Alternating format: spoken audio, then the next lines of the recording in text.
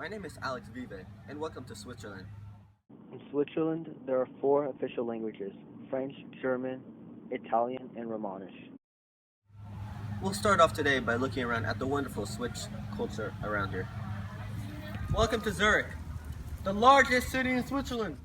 Zurich is home to a beautiful countryside with recreational areas, woodlands, lakes, and rivers with outstanding water quality.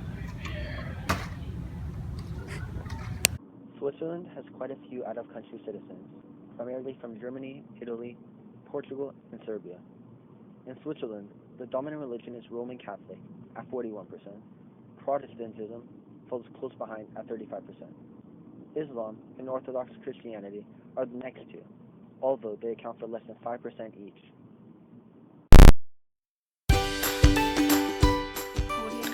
Some of the pastimes in Switzerland include shooting, tennis, golf, football, also known as soccer in the United States, mountain biking, and hiking. Fishing is a commonplace in the many lakes and rivers, but often a license is necessary. Tennis is also extremely popular due to icons like Roger Federer. Here are some of the festivals that you should check out while in Switzerland. There is an international balloon festival, Chateau de Oix. For 8 colorful days at the end of January, the Alpine village of Chateau de Oix accommodates around 80 hot air balloons from 20 different countries. In addition, the Lucerne Festival occurs 3 times every year and has a leading musical performers from across the world. Orchestras, conductors, soloists all convene in Lucerne to celebrate a festival of sound. Around 120,000 visitors attend the 3 festivals, of which the summer one is the largest, boasting some 100 classical and modern music events. The Zurich Festival occurs every summer for a month and combines opera, concert, dance, and theater and art, all presenting the city's diverse cultural institutions. The Fête de l'Escalade Geneva is one of the biggest celebrated events. It commemorates the failing attempt of the Duke of Savoy to seize the town by the surprise on the night of 11th to 12th December, 1602. Locals dress up in the costumes and parade the streets with torchlights and drums. With my friend Jacques Millet. He helped co-author my tour book and knows the area really well. Bonjour, my name is Jacques Millet. I've lived in Geneva for all my life. For the new tourists here, I would recommend seeing the Palais des Nations, which is a United Nations building and park. I would also recommend the Jet d'eau, which is a stunning water feature. Today we're at the Federal Palace with President Johann Schneider-Ammann. He's going to tell us a little bit about the Swiss political structure. While in Switzerland, many people don't understand that there is no president. While the office still exists, its position is very different than that of the United States. In Switzerland, the highest central political figures are the people. This fundamental principle characterizes the entire Swiss culture and political system. So essentially, we use a direct democracy. In my opinion, no other country gives its citizens more opportunities to express their views in popular votes on more issues than in Switzerland. The people are sovereign, the highest political authority in the land.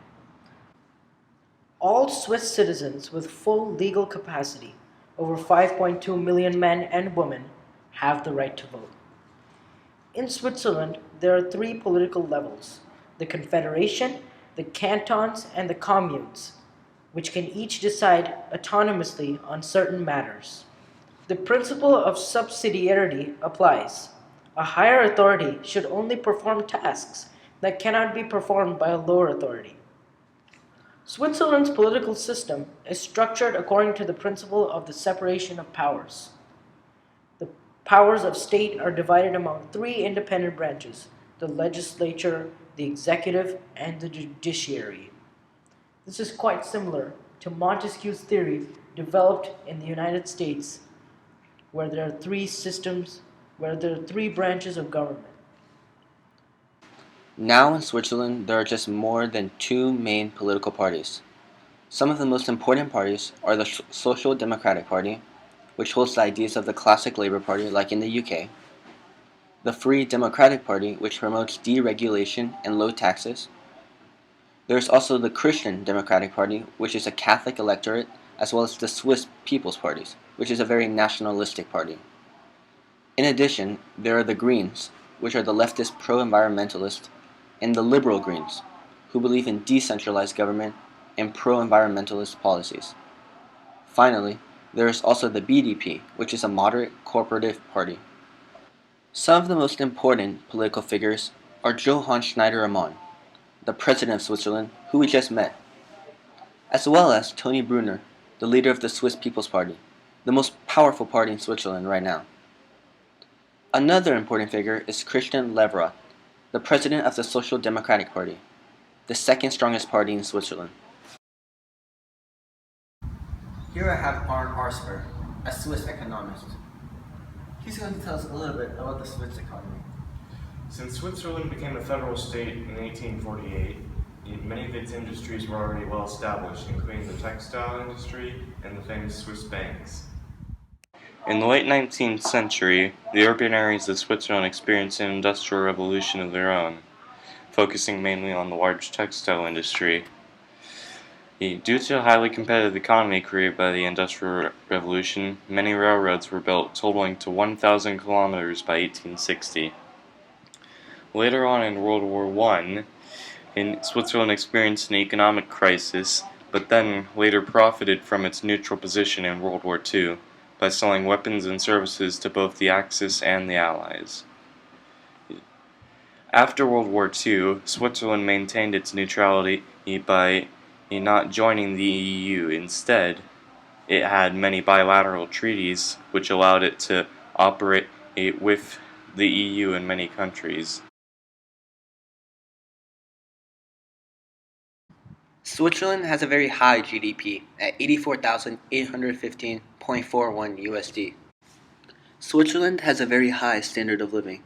The average household net adjusted disposable income per capita is 35,952 USD. Also, 80% of the population aged 15 to 64 in Switzerland have a paid job, and 88% of adults aged 25 to 64 have completed an upper secondary education. My personal favorite place to visit is the Matterhorn, or Monte Cervino, also known in French as the Monte Cervin. It's a mountain of the Alps which is straddling the main watershed and border between Switzerland and Italy. Signing out, this is Alex Viva.